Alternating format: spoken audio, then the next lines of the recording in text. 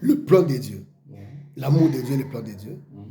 Premièrement, Dieu nous aime et nous offre un plan merveilleux pour notre vie. Mais pourquoi les humains ne bénéficient pas de là? Parce qu'ils sont séparés de Dieu à cause du péché. Mais la troisième vérité est que Jésus-Christ est la solution de Dieu pour les péchés de l'homme. Troisième vérité. Oui, titre. Jésus-Christ est la solution de l'homme pour les péchés. Jésus-Christ est la solution de Dieu pour les péchés de l'homme. Parce que le péché qui amène la séparation avec Dieu. Maintenant, Jésus-Christ est la solution de Dieu pour les péchés de l'homme. Le plan que Dieu a pour son peuple, pour ses créatures, les humains n'arrivent pas à expérimenter. Pourquoi? À cause du péché, de la séparation. Maintenant, Jésus est la solution de Dieu pour les péchés de l'homme. Parce que Dieu cherchait une solution. Comment récupérer ces créatures? C'est comme un père dans la maison, il a tout pour ses enfants. Mais les enfants n'arrivent pas à collaborer avec le père. Le père, l'amour qu'il a pour ses créatures, pour ses enfants, il est en train de chercher le voisin moyen pour ramener ses enfants à expérimenter le plan de Dieu. C'est quoi la solution de Dieu? Ou c'est qui la solution de Dieu? Jésus-Christ est la solution de Dieu pour les péchés de l'homme. Donc, par Jésus, tu peux écrire. Par Jésus, vous pouvez connaître et expérimenter l'amour et le plan de Dieu pour votre vie. Par lui, par Jésus,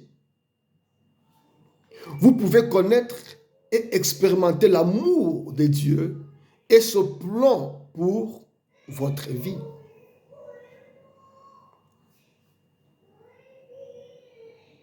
Donc Jésus-Christ étant la solution de Dieu pour les péchés de l'homme. Jésus-Christ étant la solution de Dieu pour les péchés de l'homme. Donc par Jésus, nous pouvons expérimenter et connaître l'amour et le plan de Dieu pour notre vie. Romains, chapitre 5, le verset 8. Là, nous abordons ce thème, Jésus-Christ est la solution de Dieu pour les péchés de l'homme. Tu peux lire. Romains, chapitre 5, le verset 8. Romains, chapitre 5, le verset 8. Tu peux lire pour écouter ce que la Bible nous dit par rapport à Jésus-Christ, la solution de Dieu pour les péchés de l'homme. Mais Dieu prouve son amour envers nous.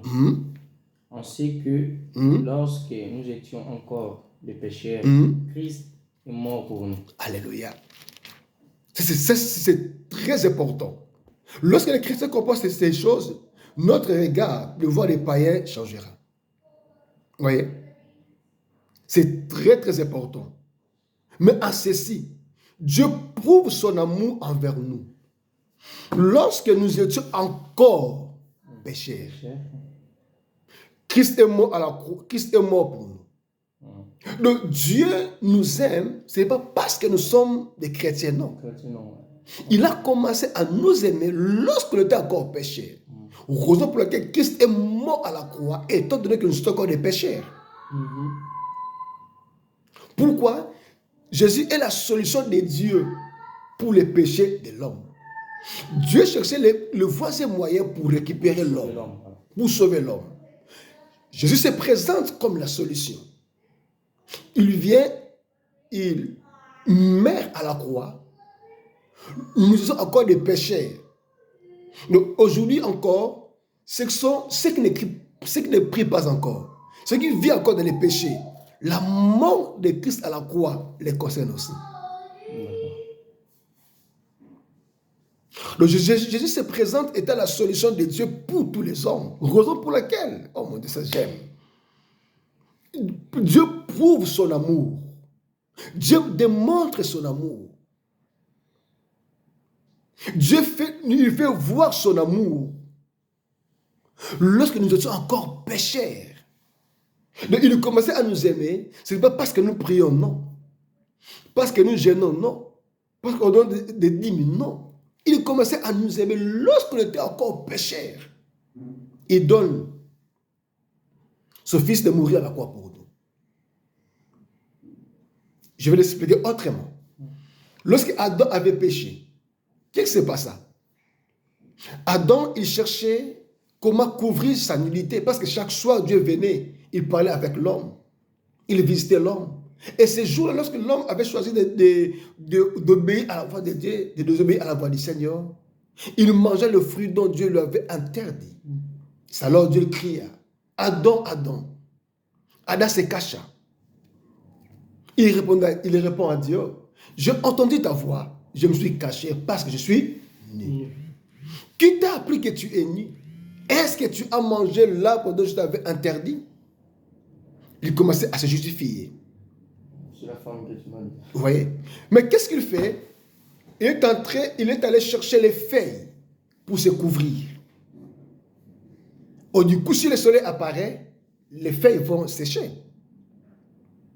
Je vais juste paraphraser une parole par rapport à ce que nous venons de lire. Dieu, qu'est-ce qu'il a fait? Il a tué un animal. Il a pris la peau de l'animal. Il vient pour faire quoi? Pour couvrir l'homme.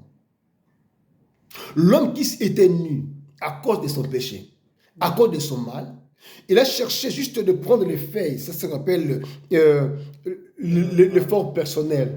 Or, notre effort ne peut pas nous sauver. Or, juste lorsque le soleil apparaît, les feuilles peuvent se sécher facilement. Dieu est allé chercher un animal, il tue. Il a tué un animal, il prend le peau. Il vient couvrir la nudité de l'homme. L'homme ne se voyait plus nu. Ce que nous venons de lire ici, Dieu prouve son amour. Il prouve son amour. On était encore pécheurs. Christ est mort à la croix pour nous. L'animal que Dieu avait tué, ça préfigurait la mort de Christ. Vous voyez? L'homme a cherché le voisin moyen pour couvrir sa nudité, ça n'a pas pu. Mais Dieu a tué un animal en enlevant sa peau. Il cousit les habits pour l'homme, afin que l'homme puisse couvrir sa nudité. L'animal que Dieu avait tué dans les jardins, ça préfigure l'image de Jésus. Sa mort à la croix. Christ était mort nu à la croix. Lui qui avait les habits de félin. Mais il a pris notre place à la croix. Il est mort nu.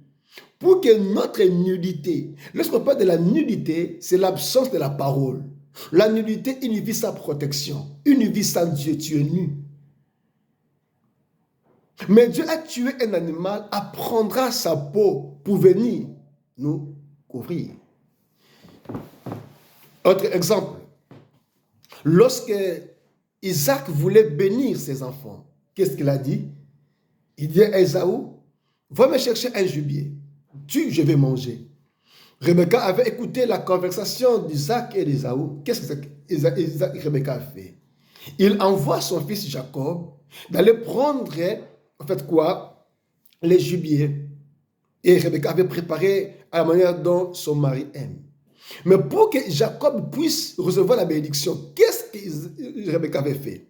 Et il avait pris les habits d'Ésaü, les habits du premier-né, pour accéder à la bénédiction.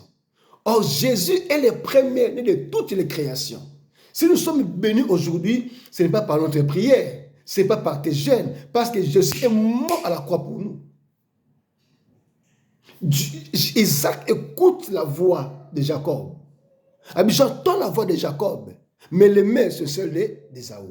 Lorsque nous prions, Dieu écoute nos voix. Quand il nous regarde, il voit Jésus. Donc, Dieu ne nous bénit pas par rapport à nos prières, non. Il nous bénit au travers de Jésus. Pour dire que Jésus-Christ est la solution de Dieu pour le péché de l'homme. Jésus-Christ est la solution de Dieu pour les péchés de l'homme.